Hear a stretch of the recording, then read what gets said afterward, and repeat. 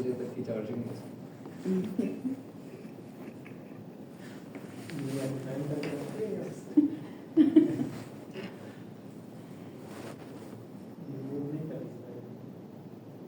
इसमें नहीं करते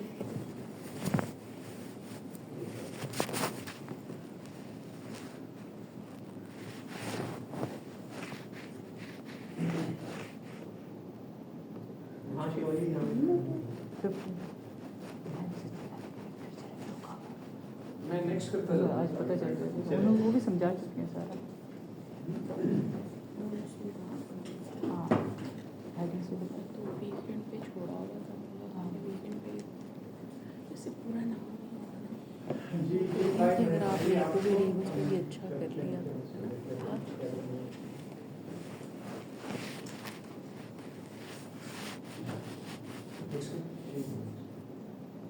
आप उसको अच्छा बोल नहीं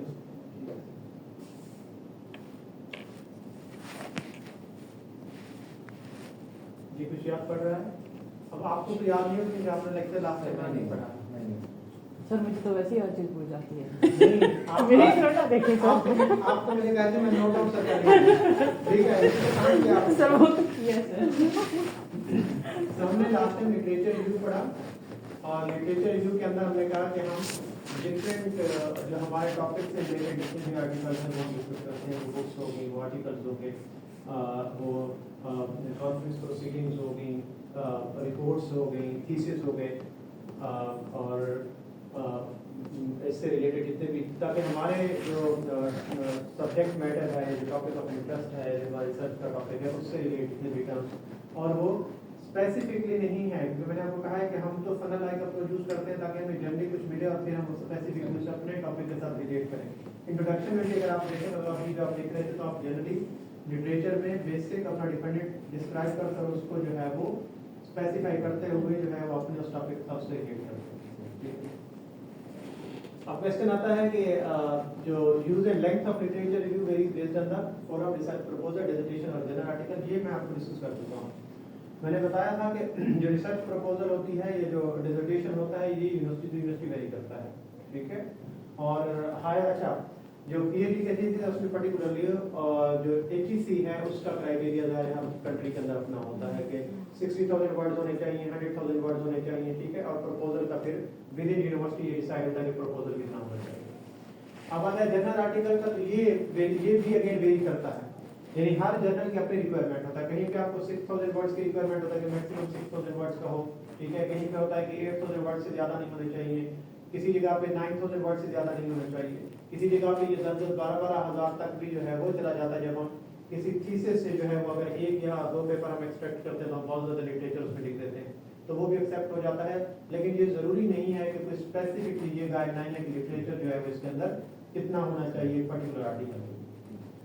जी नेक्स्ट करें। फंक्शंस क्या हैं, हम एक्चुअल में लिटरेचर को किस लिए सर्च करते हैं और पढ़ते हैं, रिव्यू क्यों करते हैं?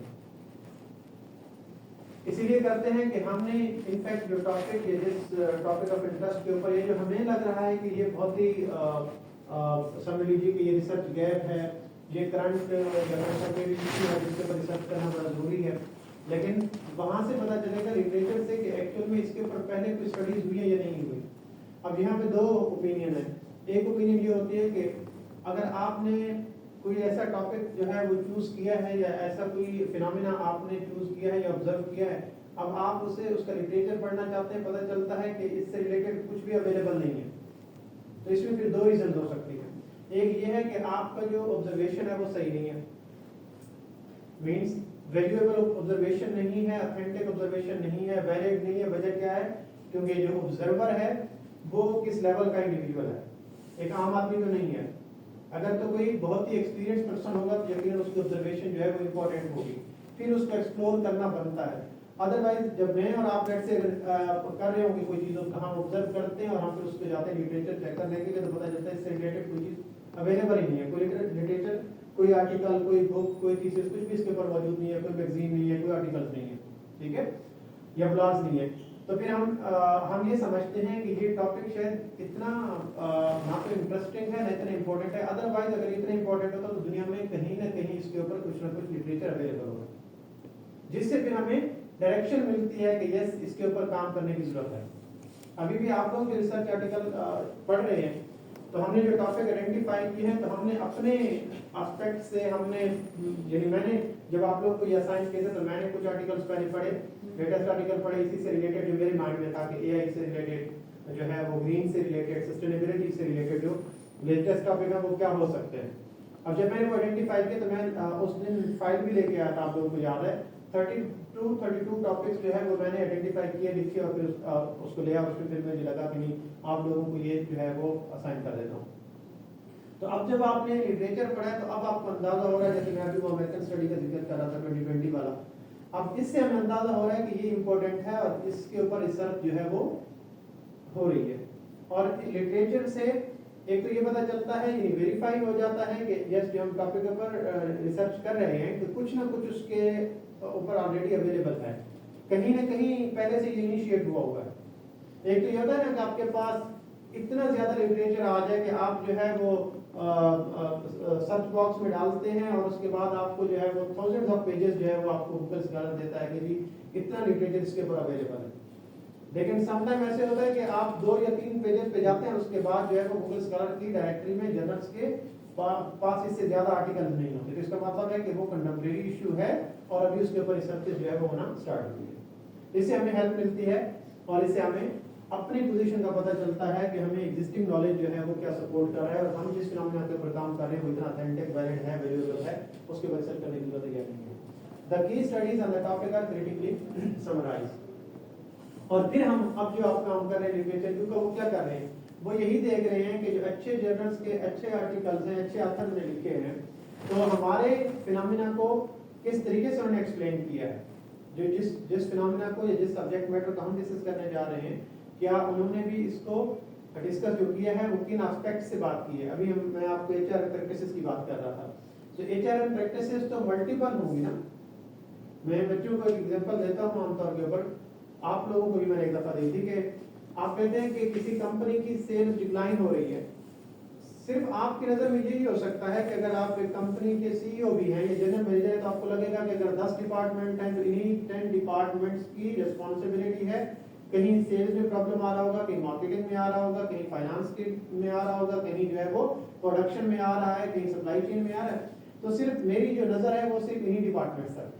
लेकिन जब मैं लिटरेचर पढ़ता हूं तो इसका मतलब है कि कंपनीज की परफॉर्मेंस के ऊपर थाउजेंड्स ऑफ स्टडीज हो चुकी हैं।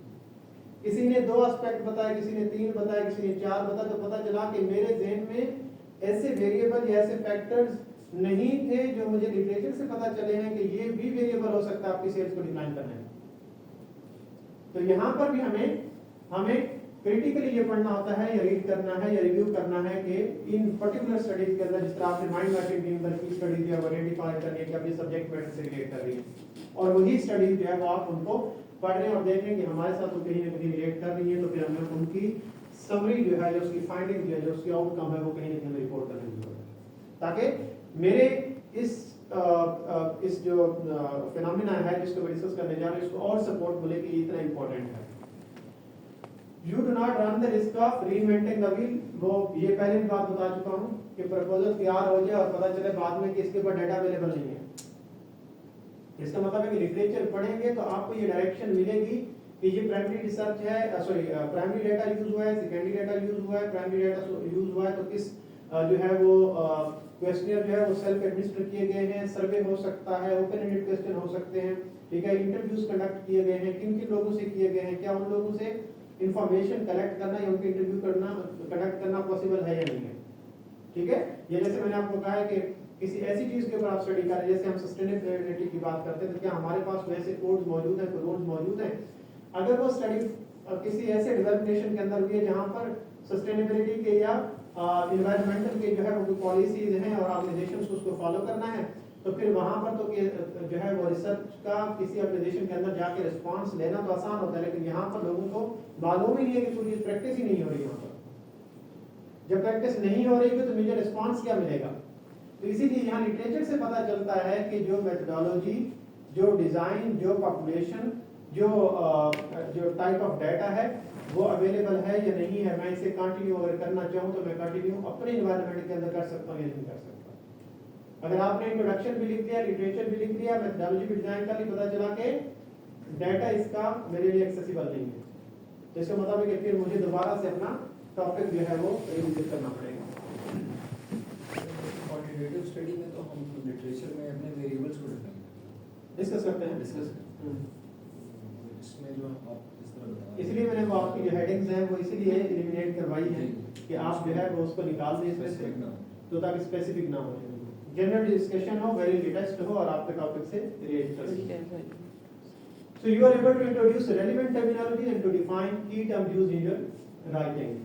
अब बात आती है कि जो चीजें बिल्कुल specific to your subject matter है उन्हीं को डिस्कस करने की जरूरत है। और ये देखें कि एक स्टडी के अंदर सम टाइम, जैसे क्वांटिटेटिव का भी एग्जांपल दिया आपने, तो क्वांटिटेटिव के अंदर किसी ने अपना रिसर्च फ्रेमवर्क बनाया, उसके अंदर उसने 7 to 8 आर्टिकल जो है वेरिएबल्स जो है वो इनकॉर्पोरेट किए हैं। उसमें मीडिएटिंग भी है, मॉडरेटिंग भी है, कंट्रोल वेरिएबल्स भी है, डिपेंडेंट भी है, इंडिपेंडेंट भी है, सारे वेरिएबल्स उसने डाले। लेकिन पता चला कि आपसे रिलेटेड कोई एक होगा उसमें से, या आपने जो मॉडल बनाया है उससे रिलेटेड 2 होंगे।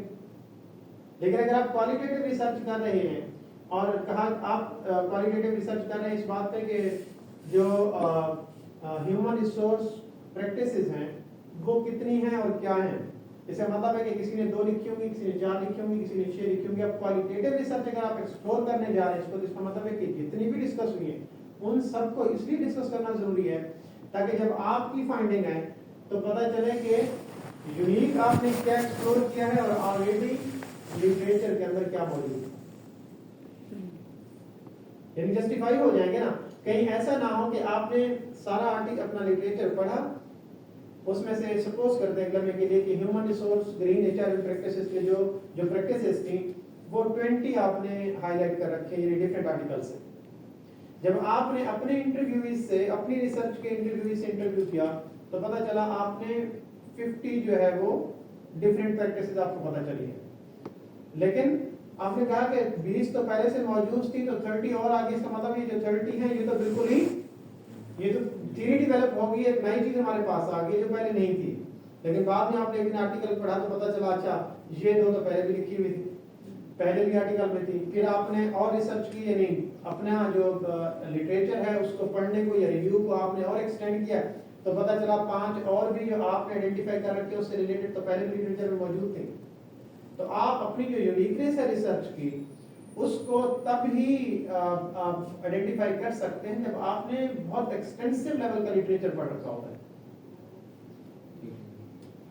क्योंकि अगर आपने, जैसे मैंने आपको कहा कि आपको ये पता है कि आपके सिर्फ लिटरेचर, लिमिटेड लिटरेचर की वजह से आपको पता चला कि सिर्फ 20 ही प्रैक्टिसेस हैं ग्रीन प्रैक्टिसेस जो हैं एचआरएम की, और आपने अपने इंटरव्यूअर से जो कि बहुत ही एक्सपर्ट ऑफ द फील्ड था तो उससे आपने रिस्पांस दिया तो उसने आपको इतनी यानी मल्टीपल जो है वो प्रैक्टिसेस ने बताई है, तो आपने कहा कि ये तो सब जो है वो न्यू आ रही है, आपके माइंड में तो न्यू होगी ना, लेकिन एक्चुअल में उसके ऊपर पहले भी स्टडीज हो चुकी है। तो हम कोशिश क्या करते हैं कि हम ज्यादा से ज्यादा जो है वो अब क्वालिटेटिव के अंदर, इसलिए आपने देखा है कि लिटरेचर को हम स्पेसिफिक उसमें नहीं लिखते हेडिंग्स के अंदर, ताकि हम जनरल लिखें और जितना हमें मालूम हो सकता है उस टॉपिक से पर्टिकुलर रिलेटेड तो वो हम डिस्कस कर सकें, ताकि हमारी आने वाली फाइंडिंग्स का मतलब ये जस्टिफाइड हो कि जो वेरिएबल या जो मैं जो कंस्ट्रक्ट्स हैं वो एक्सट्रैक्ट किए हैं अपनी रिसर्च के अंदर, जो मेरी आउटकम है वो मैं पहले इतना डीपली से गो थ्रू कर चुका हूं कि मुझे पता है कि ये यूनिक चीज है, ये पहले कभी नहीं।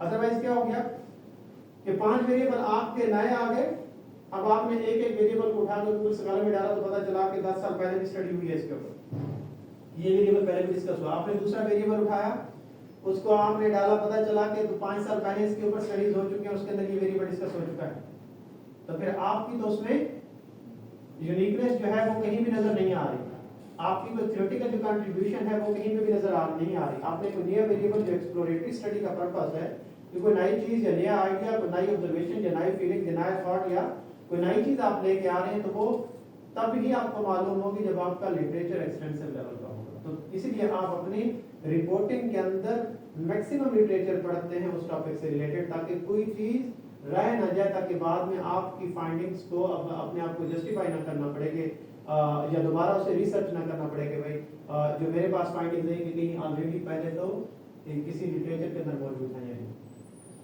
You obtain useful insights from the research methods others have used to provide an answer to similar research questions. और आपको ये पता चलता है कि एक्चुअल में वो जो मैंने आपको तीन रिसर्च गैप बताए थे, थ्योरेटिकल, मेथोडोलॉजिकल और प्रैक्टिकल गैप।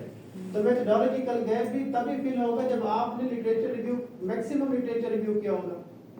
अगर आप ये क्लेम करें कि पाकिस्तान में कोई स्टडी नहीं, पाकिस्तान में इसके ऊपर स्टडी हो चुकी है आपकी इस टॉपिक के ऊपर, लेकिन आप ये क्लेम कर रहे हैं कि पाकिस्तान के अंदर जो स्टडीज हुई हैं उसके अंदर क्वालिटेटिव स्टडी नहीं हुई, ये आपका मेथोडोलॉजिकल गैप और इसको फिल करने के लिए आप काम कर रहे हैं। और पता चले कि आपने लिटरेचर एक्सटेंसिवली पढ़ा ही नहीं है, बल्कि पाकिस्तान में 5 स्टडीज इसके ऊपर कंडक्ट हो चुकी है और वो भी एक्सप्लोरेटरी हो चुकी है, तो कहां से पता चलेगा अगर लिटरेचर आपने ज्यादा से ज्यादा पढ़ रखा होगा। The research effort can be contextualized in a wider academic debate। तो क्वालिटेटिव के अंदर हम जितना कॉन्टेक्स्ट हमें एग्जिस्टिंग लिटरेचर से मिलता है उसको हम उतना ही जो है वो एक्सप्लेन भी करते हैं और इनकॉर्पोरेट करते हैं अपने लिटरेचर रिव्यू के अंदर, ताकि हमें बाद में किसी तरह की जो इन्वेंशन एक्चुअल में हम करने जा रहे हैं, जो इन डेप्थ स्टडीज करने जा रहे हैं, जो नई चीज लाने जा रहे हैं, ताकि वो हम लेके आ सकें। ओके, सो ये है आपके पास क्वालिटेटिव स्टडी के लिए लिटरेचर का क्राइटेरिया। अब आप लोगों को याद आ रहा है ये टेबल्स वगैरह जो लास्ट लेक्चर में मैंने रिवर किया आप लोगों को? नहीं याद आ रहे, लेकिन मुझे याद आ रहा है कि मैंने क्या क्या आप लोगों को पढ़ाया है। ओके, सो पहले क्या है, use of the literature, then criteria और examples of suitable strategy type. पहले वाला पढ़िए, use of literature.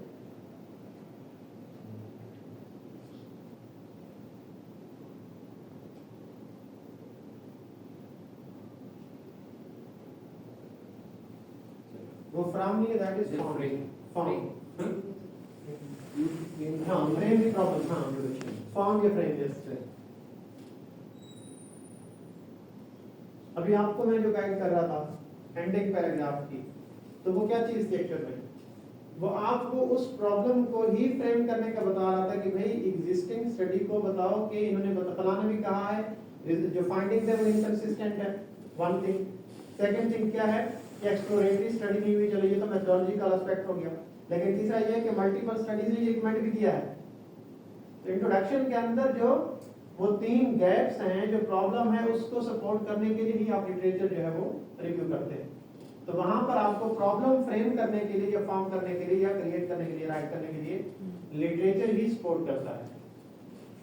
There must be some literature available। अगर लिटरेचर नहीं है तो प्रॉब्लम आपका सपोर्टिव नहीं है। आपको याद होगा मैंने कुछ कहा था कि अगर आपके पास कुछ आपके टॉपिक से रिलेटेड अगर स्टैटिस्टिक्स मौजूद है और वो स्टैटिस्टिक्स किसी गवर्नमेंट डिपार्टमेंट के हैं या प्राइवेट सेक्टर के कंपनीज के ही स्टैटिस्टिक्स हैं, किसी अच्छी वेल रिप्यूटेड और वैलिड स्टैटिस्टिक्स है, तो आप उनको इनकॉर्पोरेट करें ताकि आपका प्रॉब्लम और ज्यादा वैलिड नजर आए।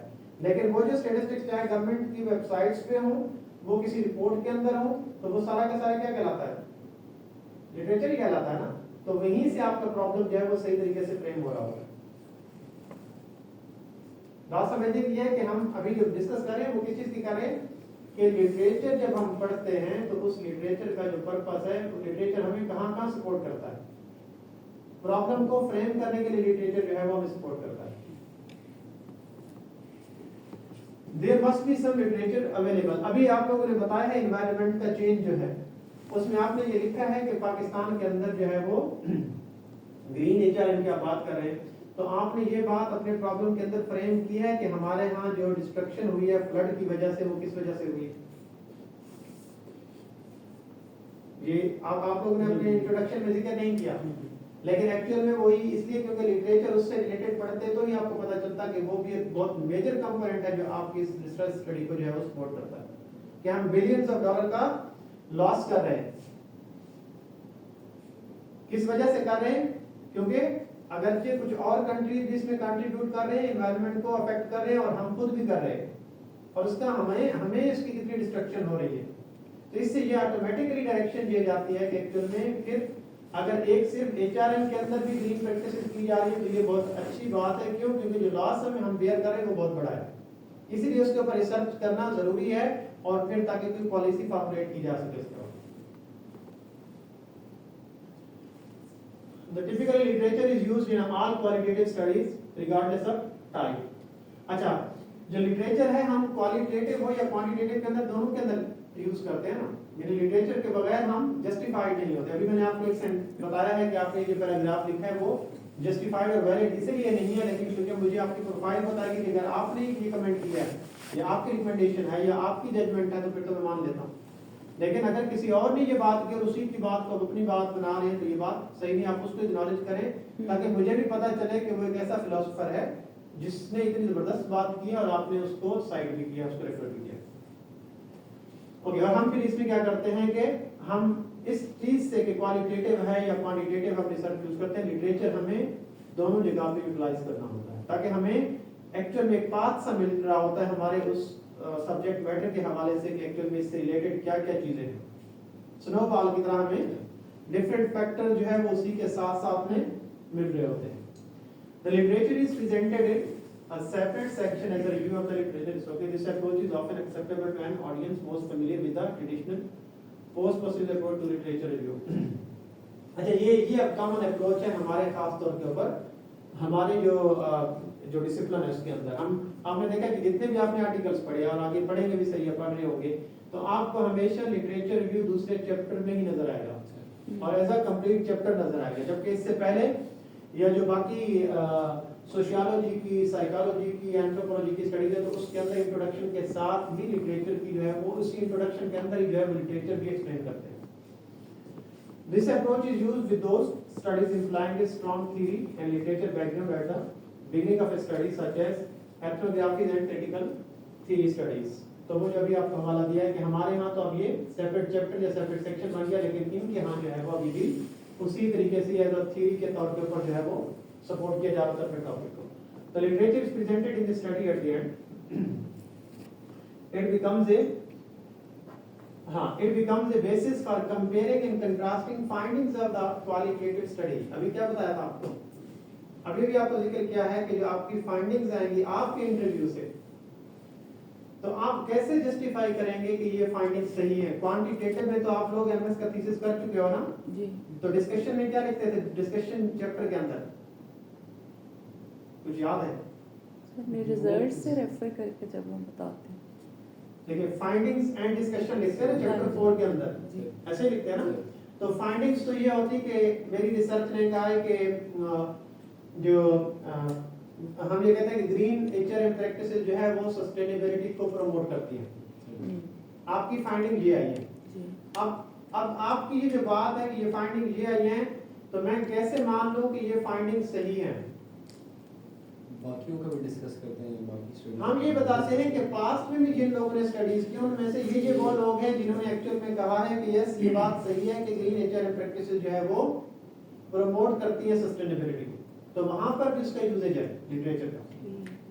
और देखें जब हम कहते हैं ना कि लिटरेचर हमेशा जब आप थीसिस लिख रहे होंगे तो साथ साथ आपको लिटरेचर पढ़ना है, और जब खास तौर पर आपकी डिस्कशन हो रही होगी तो आपको दोबारा लिटरेचर पढ़ना पड़ता है। सर आधा काम तो लिटरेचर ने किया हुआ है नहीं है लिटरेचर, सारा कुछ तो लेके रिसर्च है ही बस, है लिटरेचर है ना, पढ़ना है। खोल खोल के जी, दूसरों सर। के पढ़ते रहो। नहीं तो जो एक्सपायर्ड ऑफ द फील्ड बनते हैं वो क्या करते हैं, क्या कोई मशीन के थ्रू जो है वो यहाँ पे कुछ इंजेक्ट किया जाता है, मतलब है कि पढ़ पढ़ के लिटरेचर को ही तो यहाँ पर जो है वो कुछ ना कुछ। So this approach is most suitable for the inductive process of qualitative research. The literature does not guide and direct the study, but becomes an aid once patterns or categories have been identified. कि मैंने कहा, मैंने अपने जो literature chapter 2 में लिखा उसमें कहा कि मेरे ये 20 फैक्टर्स हैं ग्रीन एचआरएम प्रैक्टिसेस के।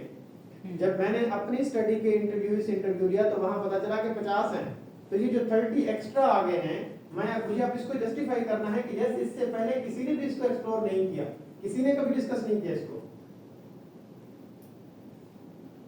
तो अगर वही वाली बात कि आप अपने थीसिस में ये लिख दें, मैं आपको थीसिस से इसका चलो एग्जांपल देता हूं। आपने कहा कि जी आपने रिसर्च की और आपने कहा कि लिटरेचर के अंदर जो है वो आपने टेबल जब बनाया और आपने कहा कि मेरी फाइंडिंग्स आई ये 50 जो है वो ग्रीन एचआरएम प्रैक्टिसेस हैं मैंने आइडेंटिफाई की है, लेकिन इसमें 20 ऐसी हैं जो पास्ट लिटरेचर में डिस्कस हुई है, लेकिन 30 नहीं हुई। इसका मतलब है 30 जो है वो बिल्कुल ओरिजिनल है और न्यू है और नया आइडिया है, तो इसीलिए आपने बहुत जबरदस्त काम कर दिया।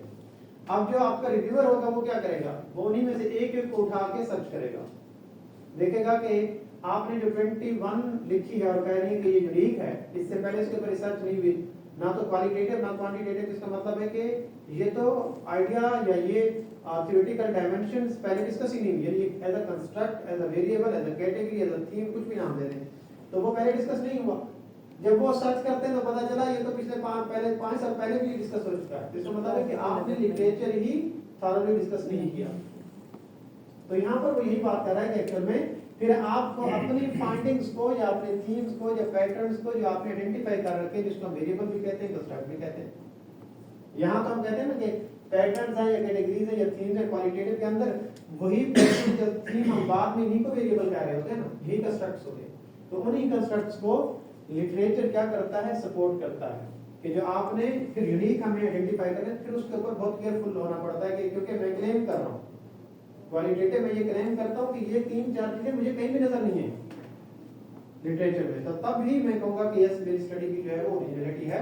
और मैंने इस एनवायरनमेंट, पाकिस्तान के एनवायरनमेंट के अंदर, अगरचे ये स्टडीज क्वालिटेटिव की अमेरिका के अंदर, यूके के अंदर या डेवलप्ड नेशंस के अंदर भी है, लेकिन हमारे एनवायरनमेंट के अंदर ये नई डायमेंशन जो है वो मैंने एक्सट्रैक्ट की है, जो पता चली है। और ये बड़ी बात भी नहीं होती कि यहाँ पे कोई बहुत बड़ा एक्सपर्ट मौजूद हो और वो आपको इंफॉर्मेशन दे जो कि पहले किसी स्टडी में जो है वो मौजूद ना हो। पॉसिबिलिटी मौजूद है, एनवायरनमेंट का फर्क है, तो यहाँ पे बिल्कुल डिफरेंट चीजें हो सकती है। So this approach is used in all types of qualitative design, but it is most popular with grounded theory, where one contrast and compare the theory with other theories found in the literature। वो पहले वाली बात की, वो theory support कर रही है, add कर रही है, तो आपको पता चलता है कि मैं काम कर रहा हूँ, मैं उससे अपने आप को डिफरेंशिएट कैसे करूंगा कि मैंने एक यूनिक चीज आइडेंटिफाई कर रखी है। Next slide.